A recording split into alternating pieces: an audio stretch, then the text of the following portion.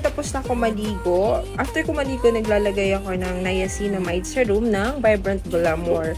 Kasi nakaka-boost ng collagen production yung niacinamide. Tapos nakakapag-improve ng skin texture, including yung smoothness, yung fine lines, saka yung wrinkles. Tapos nakakapag-help siya mag-brighten at saka mag-fade ng hyperpigmentation. Tapos after ko maglagay ng serum, ayan, naglalagay ako ng Hello Glow na sunscreen kasi may niacinamide din siya at saka ceramides. So, kailangan kapag naglagay ka ng niacinamide na serum, lagi kang merong sunscreen. So, kahit di ka rin naman naglalagay ng niacinamide, mag-sunscreen ka kasi kailangan. Tapos, bumili ako sa Shopee ng 3D Roller Facial Massager hand device. Anti-wrinkle yan. Ayan, imamassage nyo lang dyan sa face nyo, sa noo, sa pisngi. Facelift siya. So, pag nagkakaedad kasi kailangan ng gento, ayan yung mga ganyan. Kahit di mo na ako nagkaganyan dati. Hindi ko naman inaaraw-araw yung mga ganyan, basta yung sunscreen lang yung araw-araw ko.